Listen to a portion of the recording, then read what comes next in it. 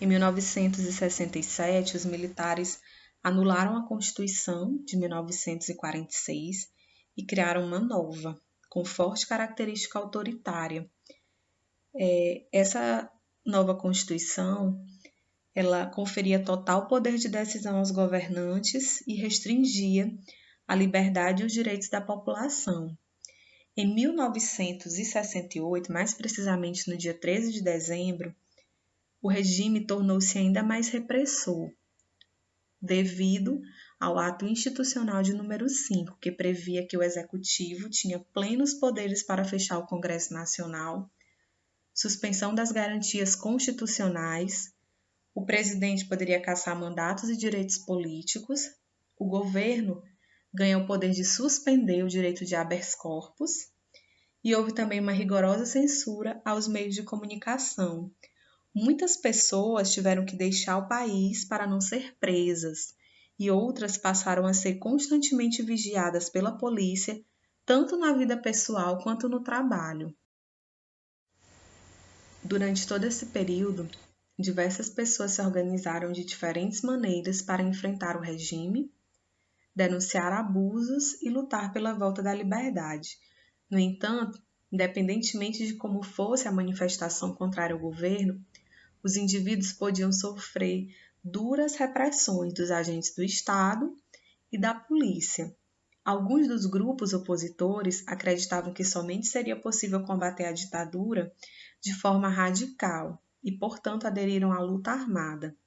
Esses grupos promoviam assaltos a bancos, sequestro de autoridades e outros atos criminosos para conseguir dinheiro e financiar ações contra o governo para poder desestabilizá-lo, né? Ou seja, para poder fazer com que esse governo aí sofresse também algum tipo de ameaça. No entanto, em 1971, a maior parte desses grupos da chamada luta armada havia sido desmobilizado pelo governo e já não existia mais. A maioria dos seus integrantes foram presos, mortos e alguns até fugiram do país. A ditadura militar tentou vetar, ou seja, dificultar a livre circulação de ideias no Brasil. E a censura foi o grande problema do cinema, das artes, da literatura, do teatro e de qualquer forma de manifestação cultural. Nada escapava dos olhos da ditadura de impedir o debate no Brasil. O governo militar, que durou de 1964 a 1985, representou o período de ditadura no Brasil. Um período conturbado e controverso da história do país.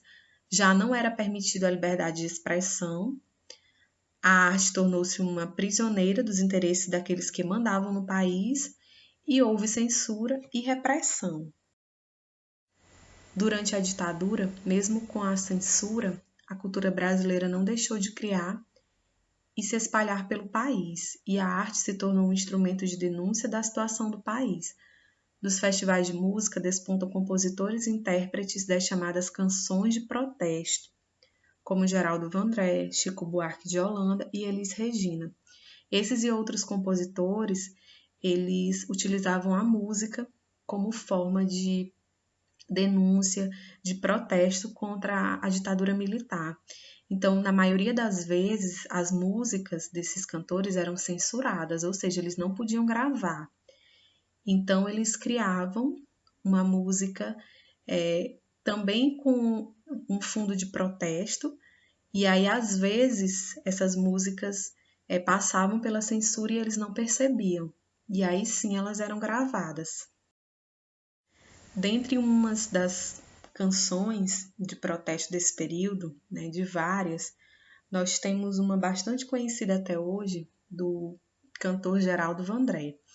Em 1968, a canção Pra Não Dizer Que Não Falei de Flores foi apresentada num festival de música e tornou-se hino daqueles que se opunham à ditadura.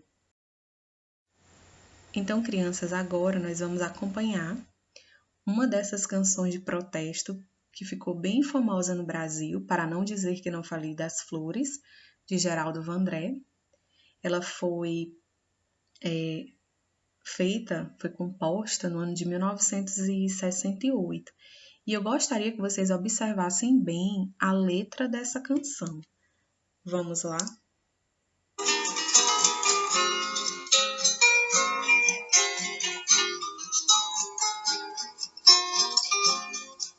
Caminhando e cantando e seguindo a canção, somos todos iguais, braços dados orando, nas escolas, nas ruas, campos, construções, caminhando e cantando e seguindo a canção. Vem, vamos embora, que esperar não é saber. Quem sabe faz a hora, não espera acontecer. Vem, vamos embora, que esperar não é saber. Quem sabe faz a hora, não espera acontecer.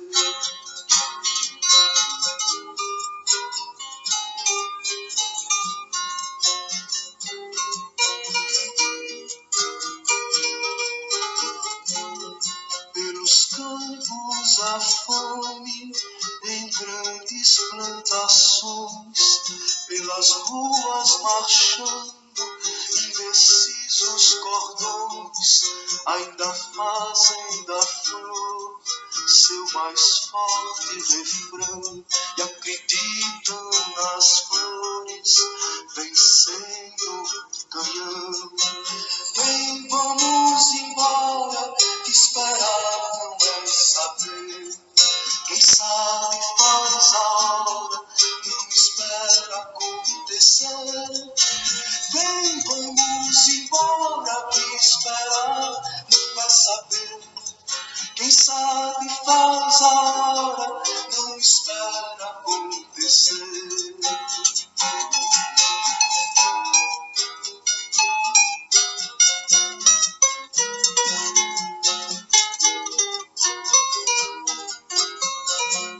Há soldados armados, amados ou não, quase todos perdidos, de armas na mão.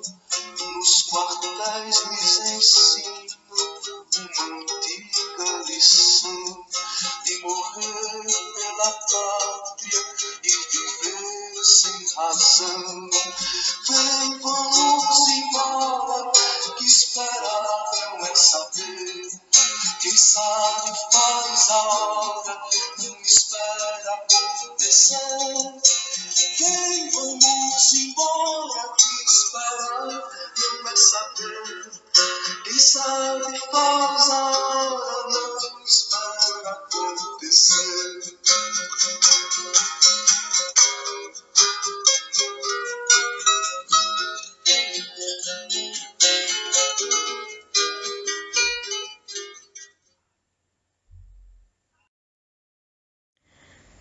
A abertura política foi uma expressão usada para designar o processo de transição do regime militar de 1964 para uma ordem democrática, ocorrido no Brasil entre meados da década de 70 e o ano de 1985.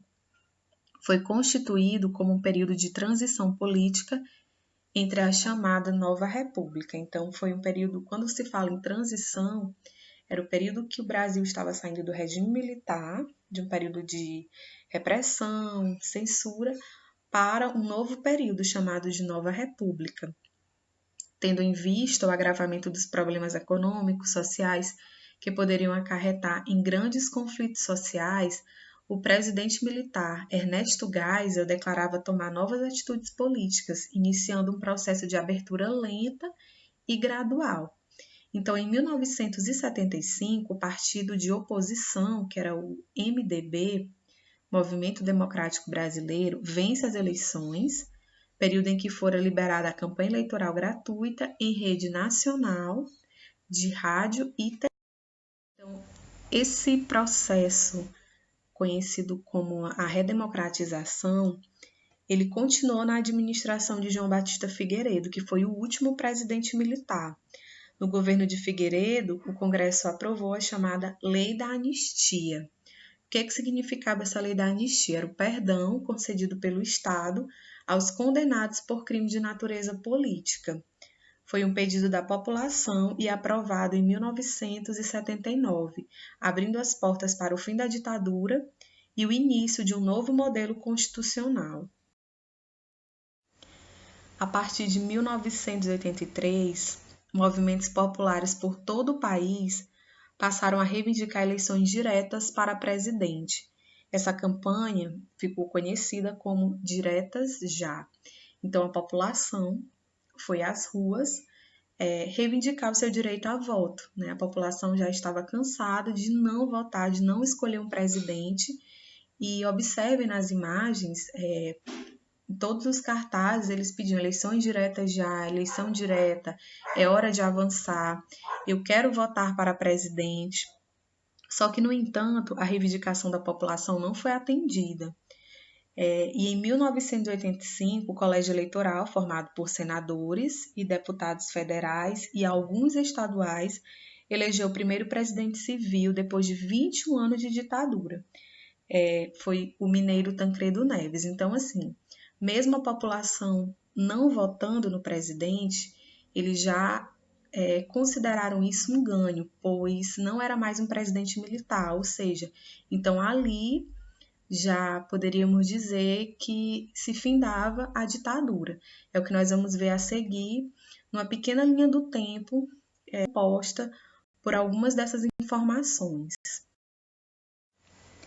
Então vamos entender um pouquinho dessa mobilização popular e as diretas já. Em 1983, oposições lançam a campanha pelas diretas já, que exige a volta das eleições diretas e livres para presidente da República em 1985. Em 1984, a campanha ganha força com a participação de partidos políticos de centro-esquerda recém-criados, assim como também de jornalistas, intelectuais e artistas em comícios pelo país. Em abril de 1984, a emenda que estabelecia as eleições diretas é rejeitada na Câmara dos Deputados. Em 15 de janeiro de 1985, Tancredo Neves é eleito no Colégio Eleitoral para presidente da República. E em 15 de março de 1985, Tancredo Neves adoece e seu vice, José Sarney, é empossado como presidente interino. Com a morte de Tancredo, em abril, Sarney assume definitivamente o cargo. Então, crianças, estamos encerrando nosso conteúdo sobre a ditadura militar. Leiam, releiam novamente todos os textos e agora é hora de exercitar o que você aprendeu na aula de hoje. Tenham todos um excelente dia, bons estudos!